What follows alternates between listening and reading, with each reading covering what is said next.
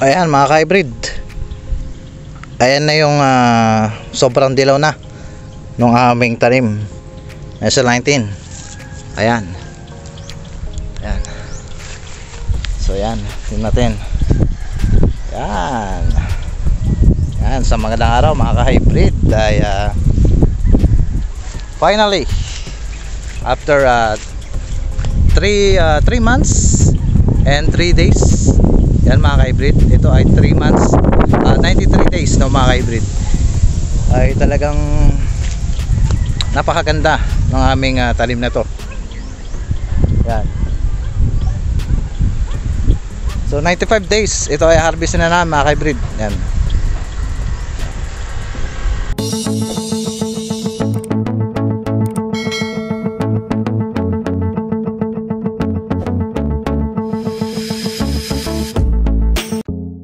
Magandang araw mga ka-hybrid, pati na rin po rito sa Luzon, Visayas at Mindanao, pati na rin po sa iba't ibang panig ng mundo.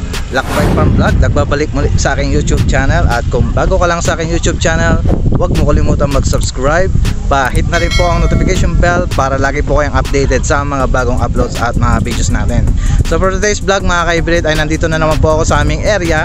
Ay talagang napakasarap ng hangin, napakasarap sa feeling na yung tipong naghintay ka ng 3 buwan at 3 araw. So finally, ika 95 days. Ito po ay day 93 na mga ka-hybrid. Update ko lang po kayo mga ka-hybrid.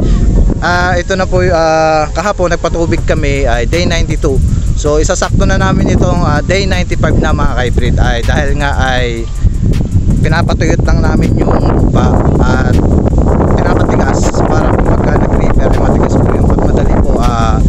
Ito daanan ng harvester no mga ka-hybrid. So ito ay day 93 na mga ka-hybrid. Ito yung pinakamasarap na part sa ating farmers, na yung aani ka ng meron. So siyempre yung iba ay matuma lang ani, tapos yung iba, yung mga ibang farmer natin, hindi nila namimit yung kanilang potential yield doon sa kanilang area no mga ka-hybrid. So ito finally at nandito na tayo sa point na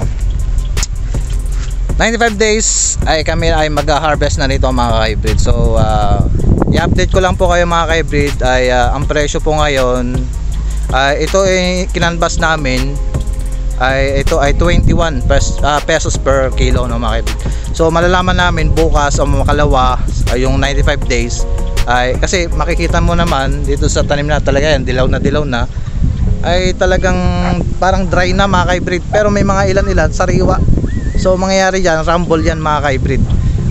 Baka dahilan, baka bumaba pa yung imbis na 21, baka maging 20. So wag naman mga ka-hybrid. So yan, tignan natin mga ka-hybrid yung aming tanim para makita nyo rin mga ka-hybrid, at may share natin sa mga farmers natin na naka-experience ng SL19 mga ka-hybrid. Ito ay ginamitan namin ng Amo Plant Growth Enhancer plus yung 3Gs foliar na organic ng mga ka-hybrid. So tara, let's go, samahan nyo po ako dito. Tingnan natin ngayon yung aming tanim at yung mga binutil niya, kung mapintong na po ba ang kanyang paghinok ng mga ka-hybrid. So tara, let's go. Hello, what's up mga ka-hybrid? Dahil nandito na naman tayo sa aming tanim na SL19 ng mga ka-hybrid. Ay makikita nyo dyan ay talagang medyo dry na po yung kanyang binutil. So alamin natin ngayon mga ka-hybrid ay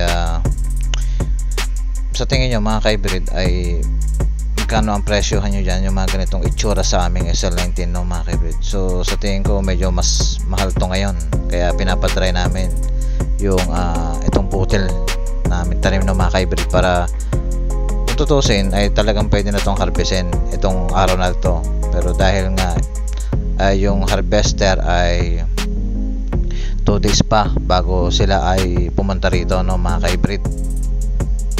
At yun ang sabi sa amin, tinawagan namin yung harvester na siyang ay mag-ano dito, magre-repair, ay 2 days pa. So yung ika-day 95 yun mga ka-hybrid. So yan, makikita nyo dyan talagang pintong na ang kanyang bunga, mabutil, talagang madilaw na.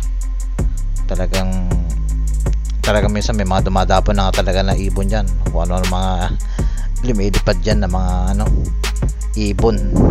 Talagang tinutuka-tuka na lang sa gilid-gilid ng mga ka-hybrid. Ayan. So yan, ito ay ginamitan namin ng amo mga ka-hybrid. So yan yung kahit isa lamang yung in-apply naming amo, isang sachet yun mga ka-hybrid, worth of 800, ay tingnan nyo naman yung resulta nung epekto nung amo plant growth enhancer dito sa aming tanim na SL19. So plus in-apply namin ng 3G's foliar. So nakakatulong pala yun mga ka-hybrid, no, yung kahit kinapos kami dun sa amo, ay meron kaming sinundutan namin ng foliar. So yun yung foliar kasi talagang napakaganda ng epekto talaga sa palay. Kahit sa mga lugar ay talagang ang mga farmer natin ay gumagamit talaga ng kahit anong foliar na pampabusog talaga sa bunga, papaganda ng dahon talaga mga ka-hybrid, na siyang antabay dun sa nutrients na nakukuha niya dun sa foliar, no mga ka-hybrid. Kasi kung sabi kasi dun sa instruction dun sa amo, isa lang yung sachet yung in-apply namin ay 8 times. So talagang mapapamahal ka talaga dun sa amo na pagka kayo ay nag-avail nun. Kasi ang isa nun 800, sabi sa instruction kasi doon ay 8 times mo i-apply yun. So kada isang sachet, isang sprayhan lang yung mga ka-hybrid. So dahil nga ay kutsa-kutsara lang ginawa namin, tinesting namin yun. Siyempre mahal nga, tinesting na talagang inano na rin namin, no. Tinry namin na eksperimentohan tong aming SL19 na spray ng amo kahit isang sachet lang. Ano lang yung talagang magiging resulta dun o kalalabasan dun sa ani namin. Kaya kami ay napilitan, isa lang yun nakuha namin na amo. Plus napag-ano namin na sa aming sa aking airpot na gusto niyang bumili ng foliar para mas maganda yung butil na ilalabas ng kanyang puno doon sa puno ng SL19, no, mga ka-hybrid. Ito na yung talagang maganda rin naman talaga yung epekto ng foliar. So sa mga nagtatanong sa akin mga ka-hybrid, kailan ba yung best timing ng foliar dito sa inyong area, no, o sa palay ng mga ka-hybrid. Kung tutuusin talaga mga ka-hybrid, kung wala kaming in-apply rito na amo, ang best timing talaga niyan, so simula lipat tanim ay pwede kayo mag-spray na between 20 to 23 days or 25 days. Yun yung first application ng foliar. So pangalawa, kasi magta-top dress ka kasi ng day 35, pwede ka mag-top dress doon, or pwede ka mag-top dress sa day 45. Alin man doon, day 35 or day 45, between the 45 and the 50 days. Tapos yung isa naman, yung top dress to mga ka-hybrid, no, between the 30 days o 33 days to 35 days. So ang ginawa namin, yung iba kasi mga ka-hybrid ay doon sa nakaraan naming tanim na NK, yung 33 days 35 days nag top dress kami. Tapos nung day 45, yun na yung nag-apply kami ng second application ng foliar, no, day 45. So yung top dress day 35, between day 33 to 35 ay doon kami nag-apply ng top dress. Yun na yung top dress na huling abono. Plus yung 45 days ay doon kami nag-apply ng foliar, ng mga ka-hybrid. Tapos pwede rin kayo mag-spray ng anuman pang insecticide kung may mga nakikita kayong insekto doon sa inyong palayan. Kahit doon kasi umatake yun sa between the booting stage yung mga stem borer, pwede na kayo mag-apply doon. Kahit day 50 mag-apply ka ng, kunyari 45 days nag-apply ka ng foliar, pwede mo naman haluan ng insecticide yung foliar.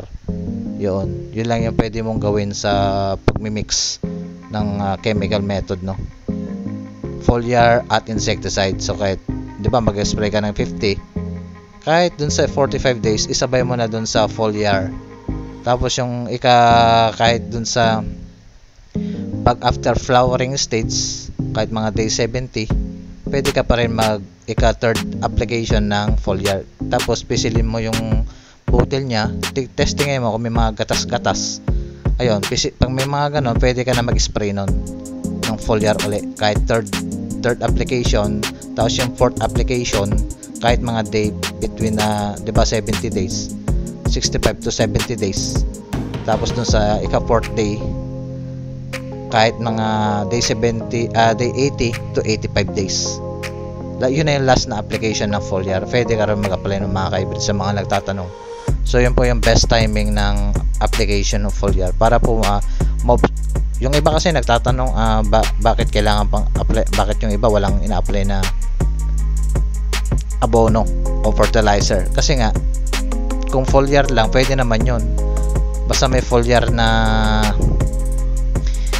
kasi ang foliar kasi talagang papapintog ng bunga yan, pampaganda ng bulas ng bunga, paganda ng dahon, kahit alin man doon mga ka-hybrid. Kahit hindi ka mag-spray, kahit hindi ka mag-apply ng fertilizer, yung foliar naman maganda rin naman yung ina-apply mong foliar, alin man doon sa mga nabanggit ko na top 5 na foliar na yung gagamitin, maganda rin naman, maganda ang magiging resulta ng mga ka-hybrid. Kahit naman walang abono yung isang palay, maganda rin ang magiging resulta nun. Kaya lang yung in-expect natin na yield na ani natin asahan na natin medyo hindi ganun kalaki yung magiging ani natin, no? Comparing pagdating kasi sa pag wala kang ini-spray na wala kang ina-apply na abono mga ka-hybrid. Manapa kung halimbawa foliar lang yung ina-apply mo, maaaring pwede pa kasi may mga farmers tayo na foliar lang yung ginagamit, halos ganun din yung kanyang naaani o higit pa. What more pagka nag-apply ka pa ng foliar, fertilizer plus foliar, plus ammo, yan combination na yan mga ka-hybrid, talaga ma-reach mo talaga yung yield na inaasam-asam mo do sa yung area, no mga ka-hybrid. So yun mga ka-hybrid ay sa mga nagtatanong, yun po yung sagot ko sa mga katanungan nyo mga ka-hybrid. So may mga iba ay bakit mas marami ang abono kaysa dun sa kahit hindi apply ng foliar pero marami silang na-applyan na abono doon. Kasi ang hybrid kasi talagang nangangailangan talaga yan ng maraming abono. So pinakamataas na dyan mga 15 bags na lalo na yung mga longping. Yan talaga, tsaka yung mga PH Pioneering Derby, yan talaga nangangailangan talaga ng maraming abono. So halimbawa kasi may mga katulad kami, hinahati namin, binabawasan namin yung imbis na 12 bags yung o 10 bags to 12 bags yung aming ina-apply dati noon, pero ngayon 6 bags na lang, plus nag-trial kami ng demo trial namin ng Ammo Plant Crop Enhancer, yung pwedeng makakatulong sa inyong area, sa inyong palay no, plus yung foliar. So enough na yon para masustain ng siguro ng mga nutrients na nakukuha dun sa palay para ilabas yung talagang butil ng kanyang o yung performance nung palay na yun mga ka-hybrid, katulad ng mga SL varieties, mga longping o anumang varieties na tinatanim natin mga ka-hybrid. So yun lang mga ka-hybrid, ay update ko lang kayo dito sa aming tanim SL19. Ay 2 days na lang ay kami po ay mag-harvest na rito. So update ko po kayo dun sa pag-ani namin, tapos next na upload natin yung kita namin at saka yung gastos namin no mga ka-hybrid. Stay tuned lang at maraming salamat po mga ka-hybrid sa mga walang sawang paggabay, pagsuporta nyo po sa akin channel, at mag-iingat po kayo. God bless.